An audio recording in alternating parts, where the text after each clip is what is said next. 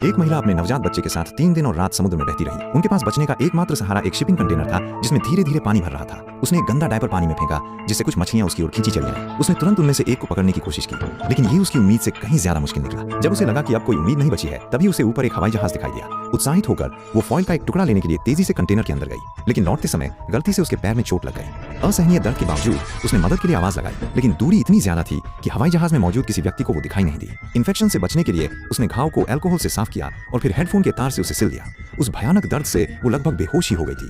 खाने के लिए मछली पकड़ने के मकसद से उसने हेडफोन के तार से एक काम चलाऊ जाल बनाया, उसमें डायपर का चारा लगाया और मछली के फांसने का सब्र से इंतजार करने लगी। कुछ मिनटों के इंतजार के बाद एक मछली चारे पर फांस गई और आखिरकार उसने भरपेट खाना खाया। जैसे जैसे दिन बीतते गए, उसने काफी मात्रा में खाना जमा कर लिया। अपनी खतरनाक स्थिति से निकलने की बेताब कोशिश में उसने मदद के लिए सैकड़ों नोट लिखे, उन्हें अलग अलग प्लास्टिक की बोतलों में बंद किया और समुद्र में फेंक दिया, इस उम्मीद में कि कोई न कोई उन्हें जरूर ढूंढ लेगा। उसे लगातार एक ट्यूब की मदद से पानी भी बाहर निकालना पड़ता था, वरना कंटेनर पानी से भर जाता और डूब जाता। वो पानी के अंदर गहराई में फंसी हुई थी। उसने अपनी थर्मल वेस्ट के अंदर शराब की एक बोतल रखी और बचाव दल को संकेत देने के लिए उसमें आग लगा दी, लेकिन उसका फोन का स्क्रीन टूट गया जिससे संपर्क कट गया। वो बस अपने पति के फोन का इंतजार कर सकती थी। हालांकि उस रात उसने बहुत बुरी खबर दी, उसे गोली लग गई थी और उसकी हालत गंभीर थी, जिसका मतलब था कि वो अब उसे बचा नहीं सकता था। रोते हुए उसने उससे मजबूत बने रहने और जिंदा रहने की गुजारिश की। दुखी होने के बावजूद बिना किसी शिकायत के उसने उसे बताया कि उसने उनके बच्चे को जन्म दिया है। फिर उसने उससे बच्चे के लिए प्यार भरे कुछ शब्द कहवाए और बच्चे का नाम लूनुओ रखा। कुछ ही देर बाद फोन की बैटरी खत्म हो गई और उनका संपर्क पूरी तरह से टूट गया। कुछ दिनों बाद जब पानी का स्तर अपने चरम पर पहुंच गया तो उसे सबसे बुरे हालात के लिए तैयार होना पड़ा। उसने लकड़ी के तख्तों और प्लास्टिक के कंटेनरों से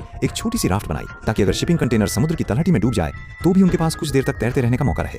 जल्द ही एक समुद्री कछुआ दिखाई दिया जिससे उम्मीद की एक किरण जगी। समुद्री कछुए की मौजूदगी अक्सर ये संकेत देती थी कि जमीन ज्यादा दूर नहीं है। फिर भी ये राहत ज्यादा देर तक नहीं रही। उस रात लीक को बंद करने वाला सील अचानक ढीला हो गया और समुद्र का पानी तेजी से अंदर आने लगा। वो उस चीज को वापस पाने के लिए बहुत बेताब था, लेकिन समुद्री घास में फंस गया।